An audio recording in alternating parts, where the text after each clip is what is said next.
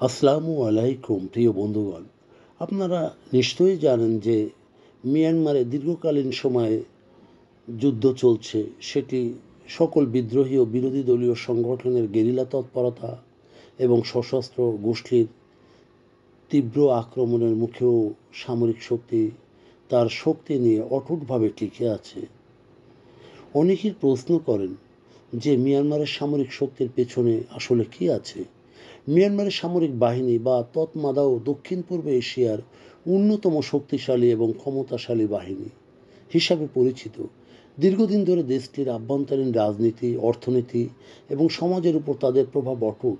কিন্তু প্রশ্ন হচ্ছে, এত কঠোর সামরিক শক্তির পেছনে আসলে কারণগুলো কী? কেন মিয়ানমারের সেনাবাহিনী এত দৃঢ় এবং এর প্রভাব এত বিস্তৃত? অর্থনৈতিক ক্ষমতার মাধ্যমে শক্তির মজবুত ভিত্তি। হ্যাঁ, মিয়ানমারের সামরিক বাহিনী বিভিন্ন ব্যবসায়িক প্রতিষ্ঠান ও শিল্পে গভীরভাবে জড়িত। Myanmar economic holdings limited (MEHL) ও মায়ানমার ইকোনমিক কর্পোরেশন (MEC) এর মতো সামরিক মালিকানাধীন সংস্থাগুলো তৎমাদাও এবং বিপুল অর্থনৈতিক উৎসে সহযোগিতা করে, যেমন সোনা, রূপা, গহনা, তেল, গ্যাস, গাছ কাটা সহ নানা খাত থেকে তারা লাভবান হয়। এই অর্থ তাদেরকে স্বাধীনভাবে সামরিক কার্যক্রম চালাতেও দুর্বল রাজনৈতিক পরিস্থিতিতেও শক্ত অবস্থান ধরে রাখতে সহায়তা করে। তবে এক্ষেত্রে বিতর্কের বিষয় হলো, সেনাবাহিনীর এই ব্যবসায়িক দখল দেশের অর্থনীতিকে কেন্দ্রীয় সরকারের হাত থেকে দূরে সরিয়ে দিয়েছে। ফলে জনগণের স্বার্থে উন্নয়ন ও ন্যায্য সম্পদের বন্টন বাধাগ্রস্ত হচ্ছে। ঐতিহাসিক ও সাংস্কৃতিক পটভূমি। তৎমাদাও তাদের অস্তিত্ব ও ক্ষমতা বৈধ করে তোলে জাতীয় একতা রক্ষার দাবির মাধ্যমে। তারা মনে করে মিয়ানমার বহুজাতিক ও বহুধর্মীয় দেশ হওয়ায় তাদের কঠোর শাসন ছাড়া দেশ অস্থিতিশীল হয়ে উঠতে পারে। এই বিশ্বাস ও সামরিক শাসকদের দীর্ঘ ঐতিহ্য তাদের মধ্যে একটি জোরালো সামরিক সংস্কৃতি সৃষ্টি করেছে, যা অন্যায় হলেও আভ্যন্তরীণ ভ্রাতৃত্ববোধ ও আনুগত্য গড়ে তোলে। তবে অনেক বিশ্লেষক মনে করে এই আদর্শের আড়ালে রয়েছে ক্ষমতার স্বার্থসিদ্ধি, যা মানবাধিকার লঙ্ঘন, সংখ্যালঘু নিপীড়ন ও গণতন্ত্রের স্বাভাবিক বিকাশে বাধা সৃষ্টি করেছে। আভ্যন্তরীণ নিরাপত্তা ও সংঘাত মোকাবেলা। মিয়ানমারের ভূ রাজনৈতিক অবস্থান ও আভ্যন্তরীণ অনেকগুলি নৃগোষ্ঠীর বিদ্রোহী গোষ্ঠীর কারণে দেশের নিরাপত্তা চ্যালেঞ্জ অনেক। বহু দশক ধরেই টাটমাদাও এই বিদ্রোহী গোষ্ঠীগুলির বিরুদ্ধে সশস্ত্র লড়াই চালিয়ে আসছে।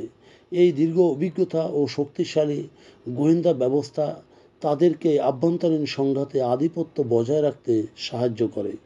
কিন্তু এই কারণে বিতর্কও রয়েছে, কারণ এই অঞ্চলে তারা প্রায় মানুষদের নীতি ও মানবাধিকার লঙ্ঘনে ব্যস্ত থাকে, যা দেশটির বিশ্বব্যাপী সুনাম নষ্ট করেছে।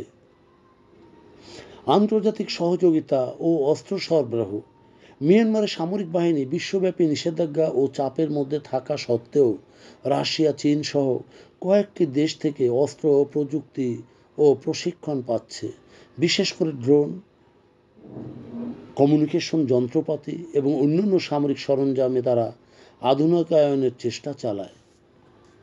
এই সহযোগিতা তাদের সামরিক সক্ষমতা বৃদ্ধি করে এবং আন্তর্জাতিক মহল থেকে কটাক্ষ ও আন্তর্জাতিক মহল থেকে সংকট সৃষ্টি করেছে। পাশাপাশি এর ফলে মায়ানমারের সংকট আন্তর্জাতিকতায় পৌঁছেছে। দুর্বলতা ও ভবিষ্যৎ চ্যালেঞ্জ। যদিও টাটমাদাও শক্তিশালী মনে হলেও সামরিক অভ্যুত্থান পরবর্তী বছরগুলোতে তাদের বিরুদ্ধে প্রচার, বিক্ষোভ ও আভ্যন্তরীণ ফাটল বেড়েছে।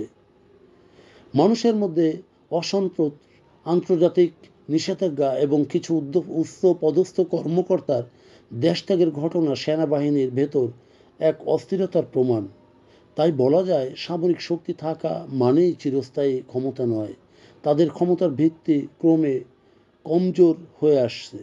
বিশেষ করে মিয়ানমারের সামরিক শক্তির পেছনে রয়েছে অর্থনৈতিক শক্তি ও সাংস্কৃতিক ঐতিহ্য। এবং আভ্যন্তরীণ নিরাপত্তার অভিজ্ঞতা, আন্তর্জাতিক সহযোগিতা। তবে এই শক্তি বিতর্কিত, কারণ এটি গণতন্ত্র ও মানবাধিকারের অন্তরায়।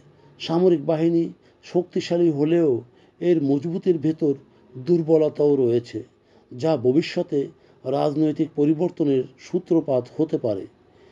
এই ভিত্তিতে আমাদের স্মরণ করিয়ে দেয় যে সামরিক শক্তি কোনো দেশ বা জনগণের জন্য স্থায়ী সমাধান নয়। শান্তি, সমৃদ্ধি আর সমঝোতা, গণতন্ত্র ও মানবাধিকারের প্রতিষ্ঠার মধ্য দিয়েই একটি দেশ প্রগতিশীল ও সমৃদ্ধময় হতে পারে। প্রিয় বন্ধুগণ, যদি আমাদের এই তথ্য গল্প আপনার ভালো লাগে তাহলে লাইক এবং শেয়ার দিন, এবং এখন আজ আমাদের সঙ্গে থাকার জন্যে ধন্যবাদ। আমাদের ফলো দিন এবং সাবস্ক্রাইব করুন।